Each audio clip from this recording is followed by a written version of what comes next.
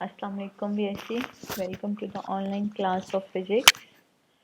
हम chapter number 5 पढ़ रहे हैं, ग्रेविटेशन, जिसमें हमारा फर्स्ट लेक्चर था न्यूटन्स लॉ ऑफ ग्रेविटेशन और फिर हमने जी की वैल्यू, कैपिटल जी की वैल्यू फाइंड आउट की थी।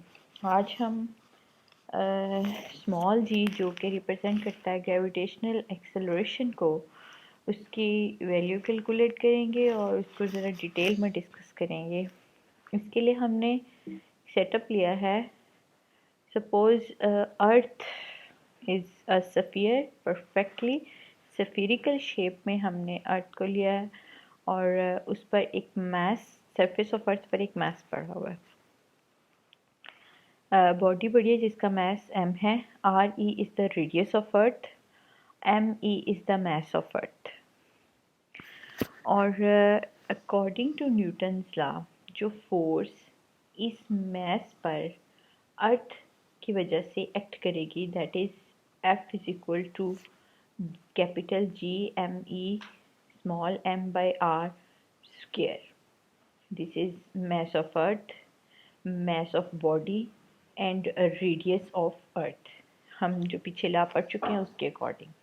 What is RE, radius of earth, ME, mass of earth, m small m is the mass of that object जिसको हमने surface of earth पे suppose किया है, and rho is the density of earth which is constant.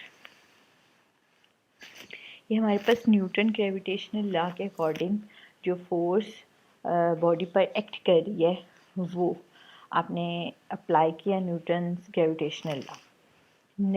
Wait force जो इस mass का होगा, weight on the surface of earth, हम जानते हैं mg है, ठीक है। तो ये भी वही फोर्स है जिससे जो आपकी अर्थ है वो हर बॉडी को अपनी तरफ पुल करती है। दोनों फोर्सेस को इक्वेट करने से, ग्रेविटेशनल फोर्सेस हैं, इनको इक्वेट करने से आप देखिए mg is equal to G M E m by r square. दोनों साइड पे स्मॉल m कैंसिल हो जाएगा, आपके पास g की वैल्यू, ग्रेविटेशनल एक्सेलरेशन की वैल्यू आएगी capital G m e by r e square, mass of earth and radius of earth. Equation number 1 को अगर आप देखें तो आप जज करेंगे कि that is g is a constant, m is the mass of earth, r is the radius. तो g की वैल्यू मास ऑफ अर्थ पे डिपेंड करती है या रेडियस ऑफ अर्थ पे डिपेंड करती है? It doesn't depend upon the mass of the object. यानी यहाँ आप कोई भी ऑब्जेक्ट ले लें किसी भी मास का, तो g की वैल्यू सारे मासेस के लिए on the surface of earth यही रहेगी, g is equal to capital G m e by r square, क्योंकि मास ऑफ अर्थ सब ऑब्जेक्ट्स के लिए सेम है, रेडियस ऑफ अर्थ सब ऑब्जेक्ट्स के लिए सेम होगा और g is already proportionality constant, ये gravitational constant. So that is the value of g, small g, gravitational acceleration. Value of g on the moon, ये हमारे पास value of g on the earth surface है। अगर हम moon के लिए calculate करेंगे तो यहाँ g इज़ कांस्टेंट, जो दोनों के लिए सेम रहेगा। m e mass of earth है तो m small m is the mass of moon, r e radius of earth, तो यहाँ आ जाएगा r m radius of moon।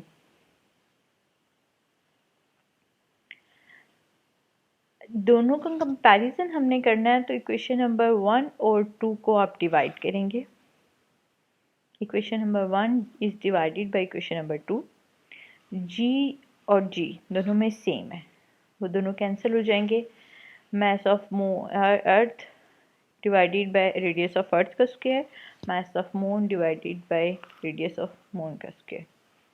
Denominators हैं ये, ऊपर ये नीचे आ जाएगा और आर एम ऊपर चला जाएगा। आपके पास फाइनल एक्सप्रेशन आ जाएगा g by G M is equal to M E R E multiplied by R M M small m। तो this is the ratio of masses of Earth and Moon, and this is the ratio of radius of Moon and Earth का square आ जाएगा आपके पास। इस equation को ऐसे ही रहने दें तो आप देखेंगे mass of earth is 100 times than the mass of moon. Moon जो है वो अर्थ का एक पार्ट है और as compare to moon earth बहुत बड़ी है। कितनी बड़ी है? 100 टाइम्स बड़ी है मून से। तो हम मास ऑफ अर्थ को ऐसे लिख सकते हैं 100 times than the mass of moon. अब रेडियस की बात करें तो साइज में भी मून छोटा है एज कम्पेयर टू अर्थ। कितना छोटा है? 4 times. Radius of earth is 4 times that of moon. RE radius of earth है, that is 4 times the radius of moon.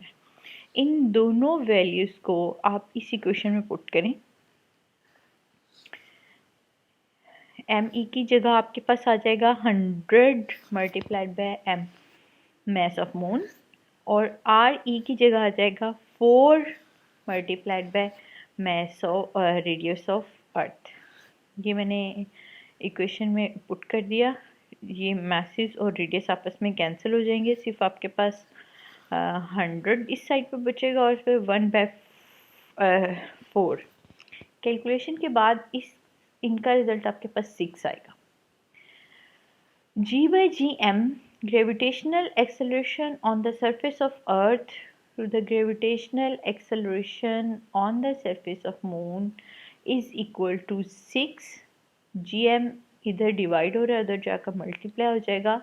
तो this is a relationship between acceleration on the surface of earth and acceleration on the surface of moon. ये relationship आपको ये बता रहा है कि gravitational acceleration on the surface of Earth is 6 times greater than the gravitational acceleration on the surface of Moon। तो next है आपके पास numerical value of acceleration due to gravity. Numerical value of acceleration जो हमने पीछे expression calculate किया था for the value of g on the surface of earth, उसमें हम कैपिटल जी की वैल्यू पुट करें, मास ऑफ अर्थ की वैल्यू पुट करें और रेडियस ऑफ अर्थ की वैल्यू पुट करें तो हमारे पास वैल्यू ऑफ जी आएगा 9.8 मीटर पर सेकेंड स्क्वायर। यानी acceleration due to gravitational force जो है वो 9.8 मीटर पर सेकेंड स्क्वायर है। That is a numerical value. इसका ये मतलब है कि जब हम किसी बॉडी को अपवर्ड मूव कराते हैं तो उस पर ग्रेविटी एक्ट करती है डाउनवर्ड, यानी मोशन अपवर्ड है और फोर्स ऑफ ग्रेविटी डाउनवर्ड है। तो ऑपोजिट फोर्स अप्लाई होने की वजह से वेलोसिटी डिक्रीज होती है। वेलोसिटी किस रेट से डिक्रीज हो रही है? वेलोसिटी डिक्रीज होती है 9.8 मीटर पर सेकेंड के रेट से। Velocity decreases at the rate of 9.8 meter पर सेकेंड। अब यही अगर मोशन बॉडी की डाउनवर्ड हो तो ग्रेविटी की वजह से जो फोर्स एक्ट कर रही है या जिसको हम ग्रेविटेशनल फोर्स कहते हैं वो फोर्स भी बॉडी को नीचे को पुल कर रही है और आपकी जो बॉडी है उसकी मोशन भी नीचे को है। तो वेलोसिटी जब बॉडी नीचे को मूव कर रही होती है तो velocity of the body increases at the rate of 9.8 meter पर सेकेंड। इस डिस्कशन से आपको ये पता चला कि जब ग्रेविटी के अगेंस्ट बॉडी मूव कर रही होती है तो वेलोसिटी डिक्रीज होती है। किस रेट से? 9.8 मीटर पर सेकेंड से। और अगर ग्रेविटी के अलोंग बॉडी मूव कर रही है तो वेलोसिटी इंक्रीज होती है 9.8 मीटर पर सेकेंड के रेट से। नेक्स्ट आपके पास एक छोटा सा टॉपिक है मैक्सिमम वर्टिकल हाइट। जब हम अर्थ की सरफेस से किसी बॉडी को मूव कराते हैं वर्टिकली अपवर्ड, तो जैसे जैसे बॉडी ऊपर को मूव कर रही है उसकी वेलोसिटी मुसलसल डिक्रीज हो रही। क्यों डिक्रीज हो रही है? क्योंकि ग्रेविटी उसको नीचे को फोर्स लगा रही है, और जो इनिशियल वेलोसिटी हमने ली है वो उसकी वजह से बॉडी ऊपर को मूव कर रही है। अगेंस्ट मोशन के अगेंस्ट फोर्स की वजह से एक पॉइंट आएगा जहाँ पर वेलोसिटी ज़ीरो हो जाएगी, और उस हाइट को हम maximum vertical height of the object कहते हैं। यानी वर्टिकल अपवर्ड मोशन में जब बॉडी की वेलोसिटी ज़ीरो हो जाती है, उस सर्टेन हाइट को हम मैक्सिमम वर्टिकल हाइट कहते हैं। और उस हाइट से जब बॉडी अटेन करके बॉडी नीचे को मूव करती है तो बॉडी की वेलोसिटी इंक्रीज़ होती है। क्यों इंक्रीज़ होती है? क्योंकि ग्रेविटेशनल पुल उसको नीचे को मूव करा रही है, और सरफेस ऑफ अर्थ पर पहुंचकर मिनिमम हाइट पर पहुंचकर बॉडी की वेलोसिटी मैक्सिमम होती है। मैक्सिमम हाइट पर बॉडी की वेलोसिटी ज़ीरो होती है, और मिनिमम हाइट या सरफेस ऑफ अर्थ पर वेलोसिटी मैक्सिमम होती है। नेक्स्ट है आपके पास variation of acceleration due to gravity. G की वैल्यू में जो वेरिएशन आती है उसके बारे में डिस्कशन है कि सरफेस ऑफ अर्थ पर तो हमने कैलकुलेट कर ली, दैट इज़ 9.8 मीटर पर सेकेंड स्क्वायर। तो क्या सरफेस ऑफ अर्थ से दूर जाएं या सेंटर के करीब जाएं? तो इन दोनों केसेस में जो जी की वैल्यू है एक्सेलरेशन की वो चेंज होगी। फोर्स ऑफ ग्रेविटी क्योंकि चेंज होती है। फोर्स ऑफ ग्रेविटी कैसे चेंज होती है? जैसे जैसे डिस्टेंस बढ़ेगा फोर्स ऑफ ग्रेविटी कम हो जाएगी, जैसे जैसे डिस्टेंस कम होगा फोर्स ऑफ ग्रेविटी बढ़ जाएगी। तो जब फोर्स चेंज हो रही है तो उस फोर्स की वजह से जो एक्सेलरेशन है, जिसको हम ग्रेविटेशनल एक्सेलरेशन कहते हैं, वो भी चेंज होगा। इसकी दो रीजंस हैं। Number one, earth is not a perfect sphere. हम सपोज तो ये करते हैं कि अर्थ एक स्फीयर है, लेकिन अर्थ एक परफेक्ट स्फीयर नहीं है। आपकी जो पोल्स और इक्वेटर के दरमियान जब हम मूव करते हैं तो distance of the body from the centre of earth change हो जाता है। दूसरी बड़ी रीज़न आपकी अर्थ की रोटेशनल मोशन है, जिसकी वजह से acceleration due to gravity change होता रहता है। अब नेक्स्ट हम इसको डिटेल में देखेंगे कि ये एक्सेलरेशन हाइट के साथ या डेप्थ के साथ कैसे चेंज होता है। पहले आपके पास है अल्टीट्यूड पर, हाइट पर variation of acceleration due to gravity with altitude. कि हाइट पर जी की वैल्यू कैसे चेंज होती है। इसी तरह आप देखेंगे कि डेप्थ पे जी की वैल्यू कैसे चेंज होती है। अभी हमने कैलकुलेशन की लेक्चर के स्टार्ट में g is equal to capital G M E by R E square. What is M E? Mass of अर्थ।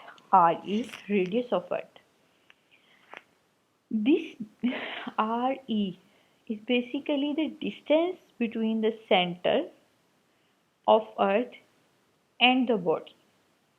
जब हम किसी बॉडी को सरफेस ऑफ अर्थ पे सपोज करते हैं, फॉर एग्जांपल ये एम आपका मैस जो है वो यहाँ पड़ा हुआ है, और मैस और सेंटर के दरमियान जो डिस्टेंस है that is R E, radius of अर्थ।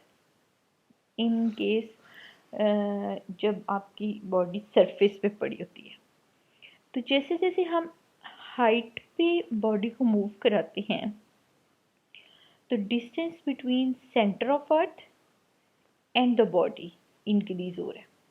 किस तरह इंक्रीज हो रहा है? क्योंकि सरफेस से जितना हम ऊपर मूव कर रहे हैं उतना हम सेंटर से दूर जा रहे हैं।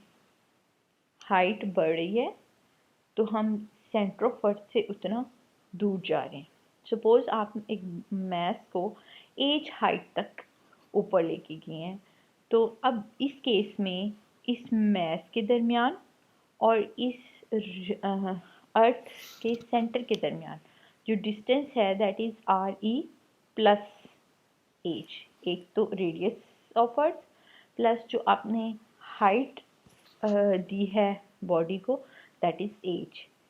तो at height h above the surface G H, height पर g की value is equal to G M E, mass of earth भी कांस्टेंट, g भी कांस्टेंट रहेगा, हाइट चेंज हो रही है कि आप ये कह रहे हैं कि distance between centre of earth and the body change हो रहा है। कितना चेंज हो रहा है? R E plus H whole square. Dividing equation 1 and 2, दोनों को डिवाइड करने से देखें जी से कैंसिल हो जाएगा, एम ई से कैंसिल हो जाएगा, पीछे आपके पास बचा R E square divided by R E plus H square. तो R E plus H, denominator से अगर आप आर ई कॉमन ले लें तो बाहर आ जाएगा आर ई स्क्वायर। यहाँ 1 इस फैक्टर के साथ आर ई नहीं है तो ये डिवीजन में चला जाएगा, आर ई इसके साथ डिवाइड हो जाएगा। तो आपके पास कुछ इस तरह का एक्सप्रेशन बन जाएगा 1 प्लस एच बाई आर ई। इसी आर ई स्क्वायर को जब अंदर मल्टीप्लाई करेंगे तो यहाँ आर ई स्क्वायर आ जाएगा, आर ई आ जाएगा प्लस एच, आर ई से कैंसिल, यानी हम दोबारा यहाँ पहुँच जाएंगे। सिंपली इस फैक्टर में से आर ई को कॉमन लिया, आर ई बाहर आ जाएगा तो आपके पास 1 प्लस एच बाई आर ई, ऊपर नीचे से आर ई कैंसिल। अब देखिए यहाँ ये डिनोमिनेटर में आ रहा है 1 by this factor raised to power square. तो जो पावर नीचे से ऊपर मूव कराते हैं तो पावर माइनस में ऑपोजिट साइन में चली जाती है।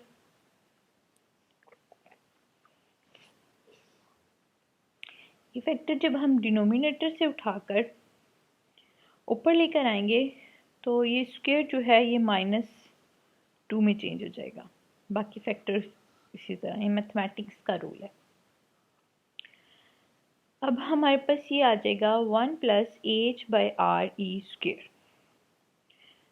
Raised to power -2।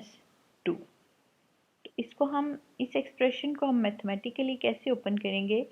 By using binomial expansion. Binomial expansion में आप 1,